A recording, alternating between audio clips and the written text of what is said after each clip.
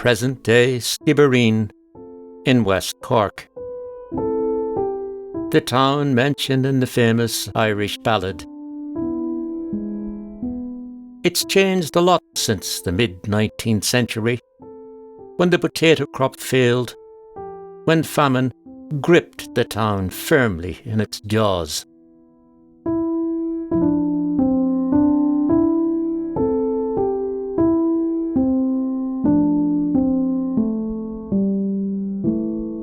In August 1914, the world-famous tenor from Athlone, John McCormack, returned from America to Ireland to take a well-earned holiday. During his visit, he was handed 6 verses of an old ballad called Skibbereen. On returning to America, he sent the verses to the editor of the New York Advocate, asking readers if they could provide him with the name of the ballad writer, adding that he was going to sing it on Sunday, the 22nd of November 1914, at an afternoon concert in Carnegie Hall.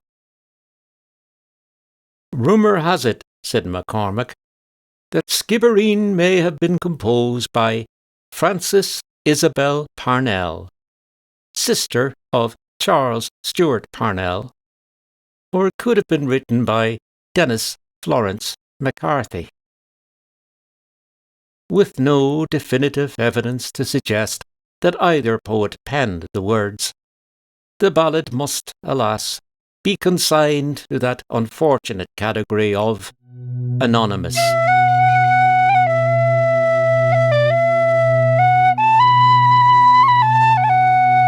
We can say for certain, though, that it was written about An Gorta Mór, the Great Hunger, which ravaged Skibbereen between 1845 and 1852, and that parts of the melody were the same as the air which accompanied the old ballad Irish Molly O, the air of which was published in 1847 in Elias Howe's New Violin Without a Master, published in Boston.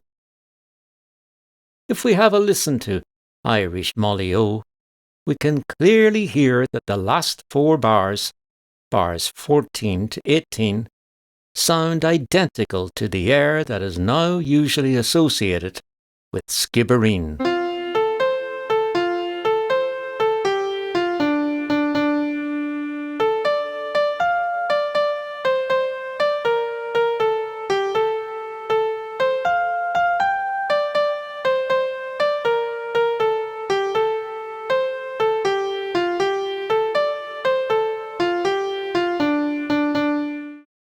The ballad Skibbereen would later be attributed to at least 2 other writers, namely Patrick Carpenter, who, some say, was a poet from West Cork, or to Jeremiah O'Donovan Rossa, the Fenian activist from Cork.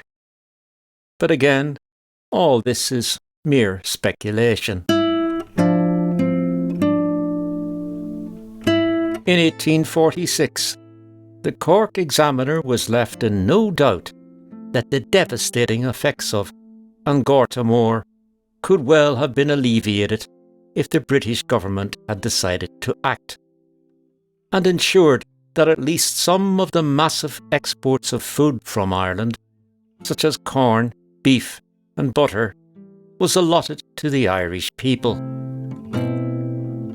When a journalist from Manchester, Archibald G. Stark, visited Ireland in the spring of 1850, he witnessed scenes of abject devastation, which he recounted in his book, his reports accompanied by graphic illustrations.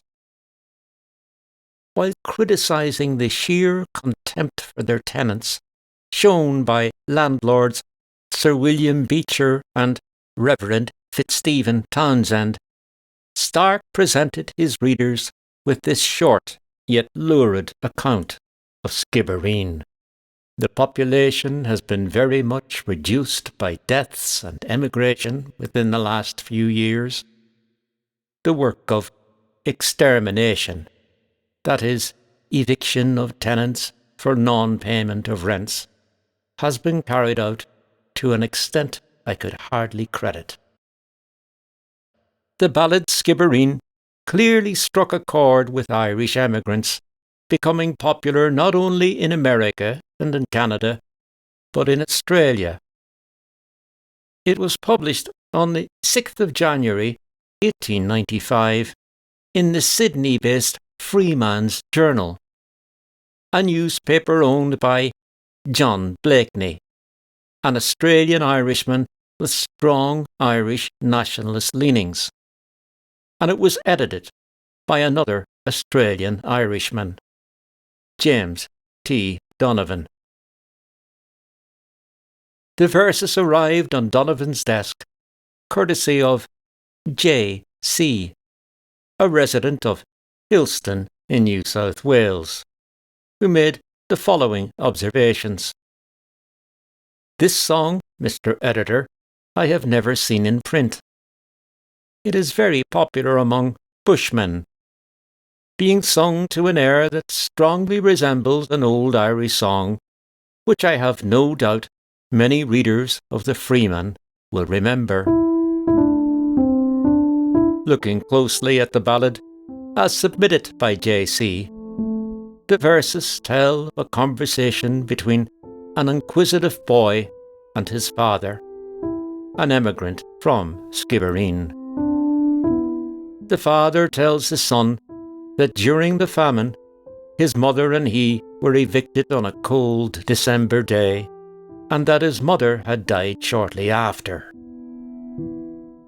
The father also says that he tried to avenge his wife's death by taking part in the Young Irelander Rebellion, which took place in Ballingeary, Tipperary, at the end of July 1848.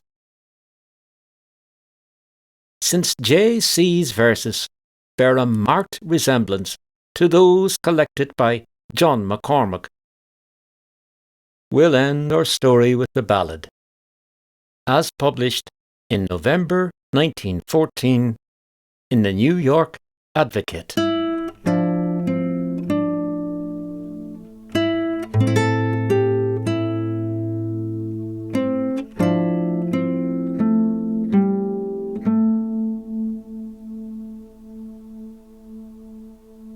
Oh, Father dear, I oft-times hear you talk of Erin's Isle, of her lofty hills and valleys green, her mountains rude and wild.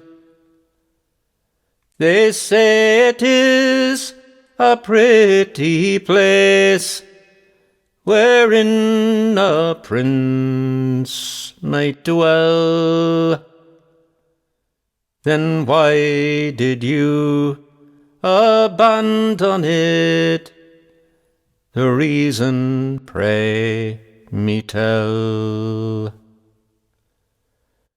Ah, my boy, I loved our native land with energy and pride. But oh, a blight came on my land, my sheep and cattle died.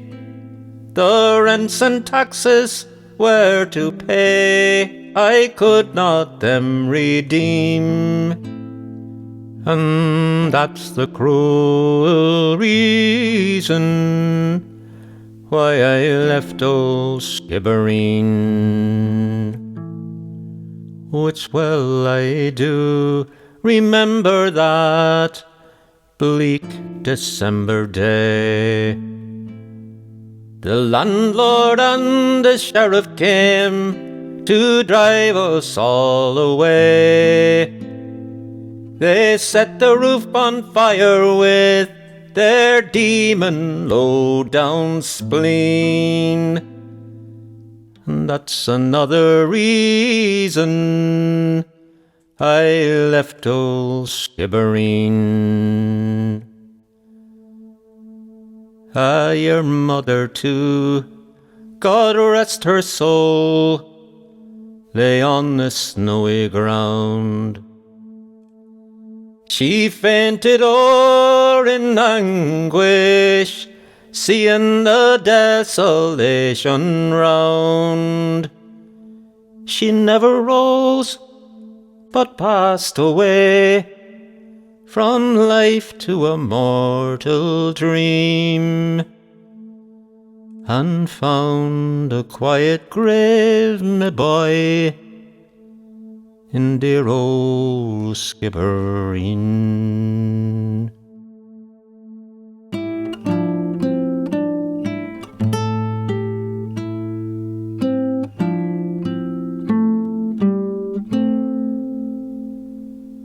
It's well I do remember the year of 48, when I rose with Erin's boys to battle against the fate.